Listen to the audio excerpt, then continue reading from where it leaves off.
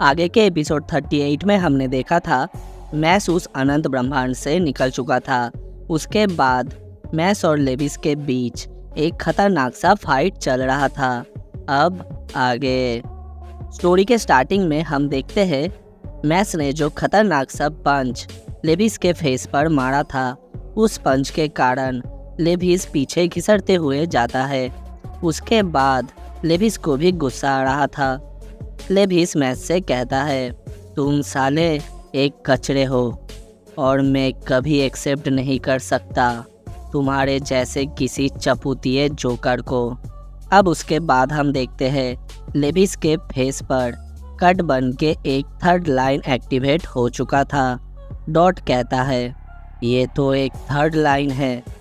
फिर उसके बाद ही लेविस अपने फुल पावर को निकालता है, जिससे कि लेविस के चारों तरफ से लोहे का रेत निकल रहा था और लेविस को कवर कर रहा था। मैस ये देख के कहता है, क्या ये सच में लोहे का रेत है? उसके बाद ही हम देखते हैं लेविस अपने भगवान को समन कर लेता है, जो कि था Adamas the god of magnetism, armoured murder form.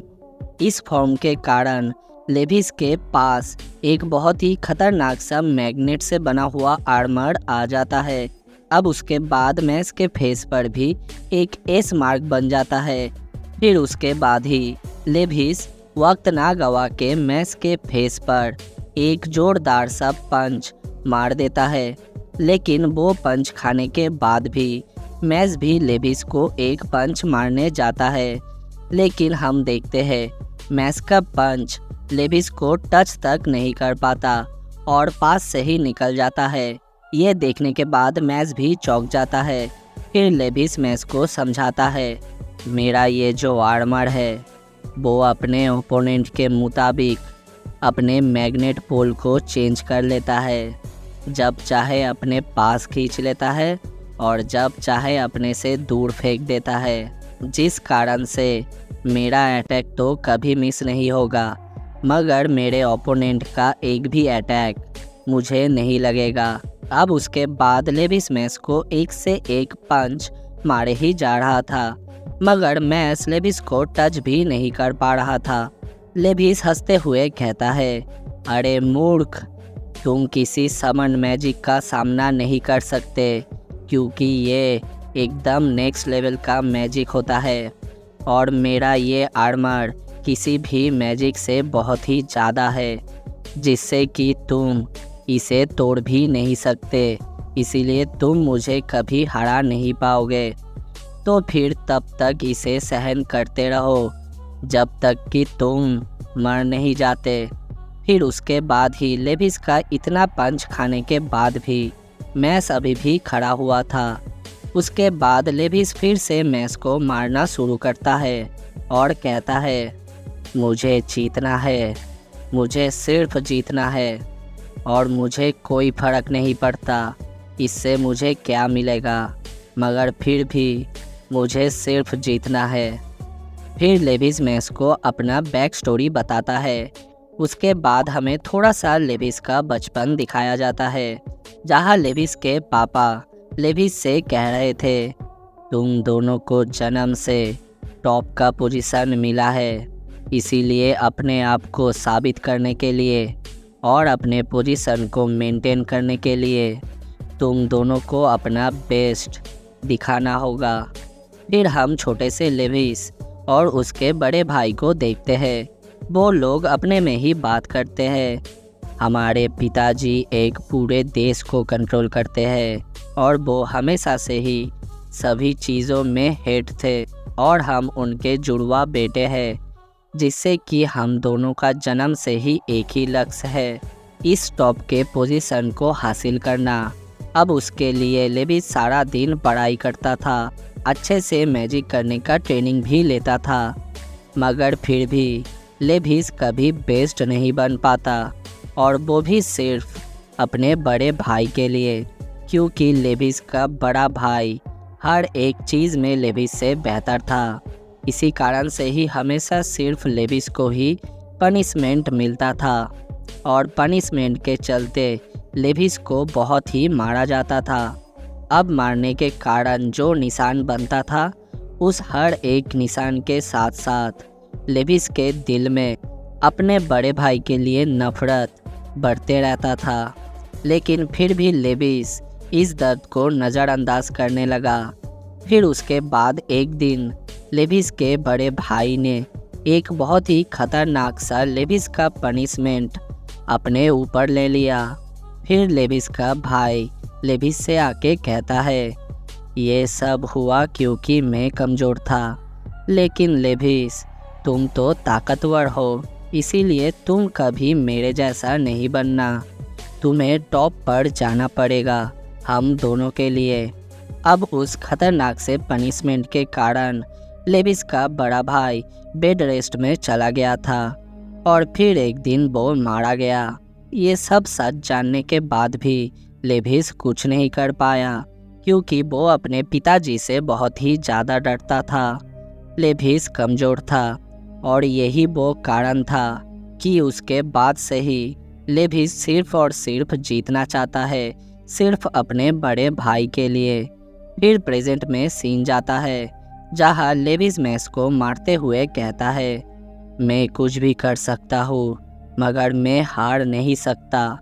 लेकिन उसके बाद ही अचानक से मैक्स का माथा थोड़ा गर्म होता है और मैक्स एक खतरनाक सा पंच डायरेक्ट लेविस के आर्मर के हाथों में मार देता है, जिसका फोर्स इतना ज़्यादा था उस आर्मर का हाथ पूरा का पूरा चकनाचूर हो जाता है और लेविस के हाथों से भी खून निकल जाता है। ये देख के लेविस का तो माथा खराब हो गया था, लेकिन फिर भी लेविस नहीं रुकता और अपने दूसरे हाथ से ही मैक्स को मारने जाता है। डॉट ये देख के कह रहा था, क्या मैक्स खुद ही अपने आप को लेविस के साथ कनेक्ट करने दे रहा है? ये सुन के बहुत लोग कंफ्यूज्ड हो सकते हो, इसीलिए मैं समझाता हूँ। असल में लेविस का आर्मर अपने मुताबिक अपने तरफ आने वाली किसी भी अटैक को अपने से दूर फेंक सकता है और अपने अटैक को दूसरों पर बिना चूके कनेक्ट कर सकता है। इसीलिए मैं अभी खुद अटैक नहीं कर रहा, जिससे कि लेविस का आर्मर मैक्स के पंच को खुद ही अपने तरफ अट्रैक्ट कर रहा है। अब स्टोरी में आते हैं जहाँ लेविस मैक्स को अपने दूसरे हाथ से पंच मारने जाता है, मगर इस बार भी मैक्स डायरेक्ट लेविस के उस हाथ पर भी एक खतरनाक सा पंच मार देता है, जिससे कि लेविस के आर्मर का वो हाथ भी टूट जाता है। अब लेविस ये देख के बहुत ही चौंक जाता है और मैक्स से कहता है, तुम जैसे लोगों से मुझे घिन आता है, जो कि सोचते हैं ये दुनिया बहुत ही खूबसूरत है, मगर फिर भी तुम भाई बहुत ही ज़्यादा सख्त हो। अब उसके बाद ही लेविस मैक्स से कहता है, चलो ये काम तुम्हारे लिए पूरा हुआ। मैक्स कहता है, शुक्रिया। इतना कह के लेविस और मैक्स एक दूसरे के माथे पर माथा दे मारते हैं।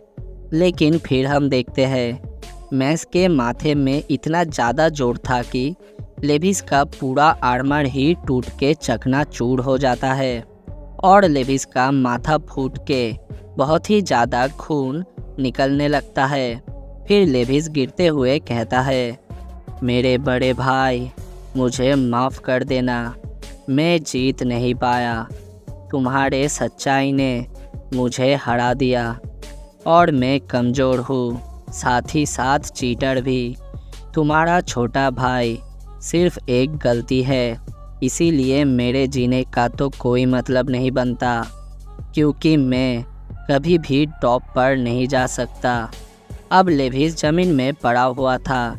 मैक्स आके लेविस से कहता है, अगर तू सिर्फ लोगों को झूठ बोलेगा और उन्हें यूज़ करके छोड़ देगा, तो फिर आखिर में जाके तू खुद भी अकेला हो जाएगा।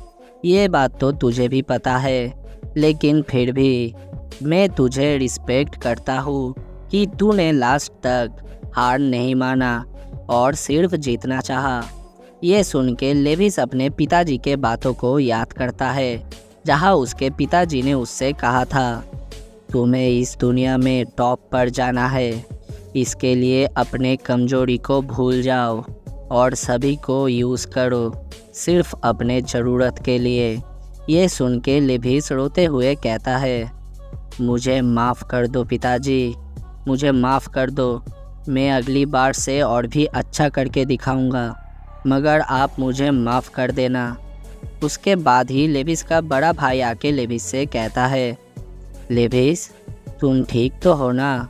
लेविस कहता है, हाँ, मगर मुझे पिताजी ने बोला अगली बार से और भी अच्छा करने के लिए।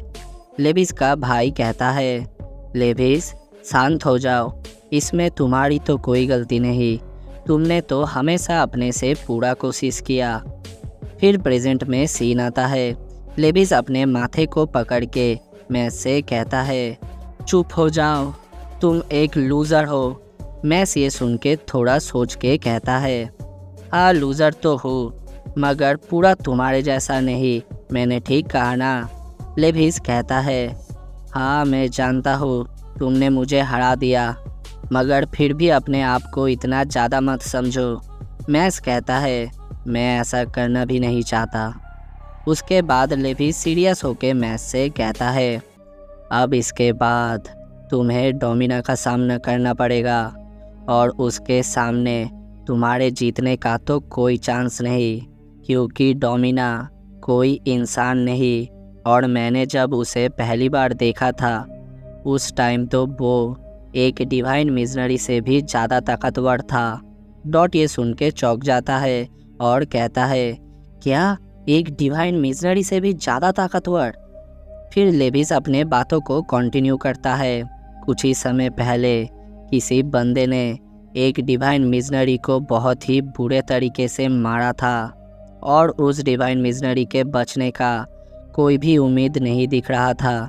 इसीलिए उसने मरते मरते एक ही चीज़ बोला था कि ये सब कुछ डोमिना का किया धरा है, और उस टाइम डोमिना तो सिर्फ एक बच्चा था। डोमिना के पीछे उसका भगवान खड़ा है जो कि उसे इतना ज़्यादा पावरफुल बनाता है। यही कारण है कि डोमिना का पावर डिवाइन है, इसीलिए वो भी तुम्हारे जैसा ही स्ट्रांग है। इसी कारण से तुम जीत नहीं पाओगे। ये सब लेविस मैस से कह रहा था, लेकिन उसके बाद ही लेविस नोटिस करता है मैस तो वहाँ से कब का निकल चुका था। लेविस कहता है, क्या वो चला गया?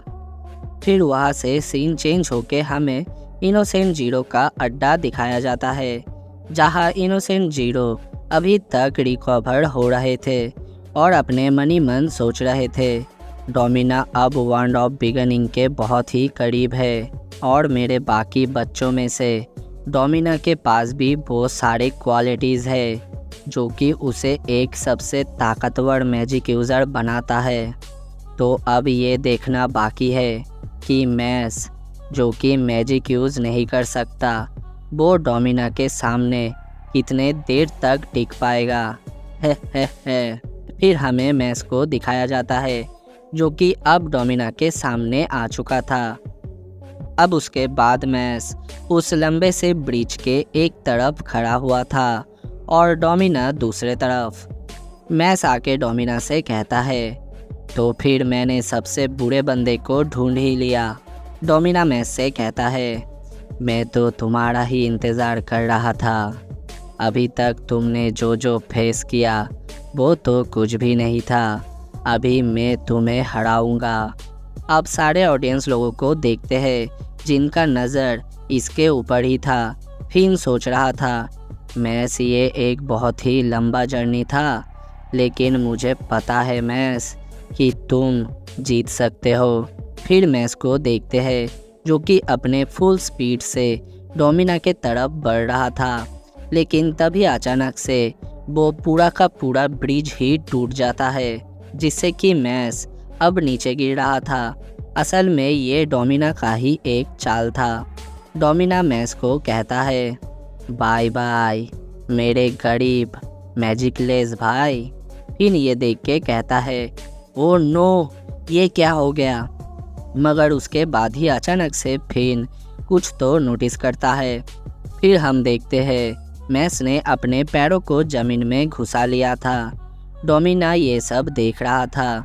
फिन ये देख के बहुत ही शौक था, क्योंकि मैस तो अपने पैरों को ही ज़मीन में घुसाते हुए ऊपर उठ रहा था, वो भी रिलैक्स से। फिन ये देख के सोचता है, मुझे पता तो था कि मैस कोई अनोखा कांड जरूर करेगा, मगर ये तो सच में बहुत ही ज़्यादा हो गया। फिर हम देखते हैं मैस उस दीवार में चलते चलते ऊपर आ जाता है और ठीक डोमिना के सामने खड़ा था। अब डोमिना और मैस आमने सामने खड़े थे और हमें एक ऐसा फाइट अभी दिखने वाला है जिसके लिए सभी लोग बहुत ही बेकरार थे। मैस डोमिना से कहता है, क्या ये ब्रिज तोड़ देना यही तेरा बेस्ट मैजिक था? डोमिना कहता है, अभी तू बकते जा, मगर थोड़ी देर में ही मैं तुझे चुप कर दूंगा। और वीडियो ख़त्म। आज के वीडियो में बस इतना ही दोस्तों, और नेक्स्ट जो वीडियो है वो बहुत ही ज़्यादा खतरनाक होने वाला है, क्योंकि उसमें हमें फाइनल फाइट दिखने वाला है मैस और डोमिना का। और अगर ये वीडियो पसंद आता है तो एक लाइक करके चैनल को सब्सक्राइब करके बेल नोटिफिकेशन को भी ऑल पर सेट कर देना, ताकि मेरी कोई भी आने वाली वीडियो आप लोग मिस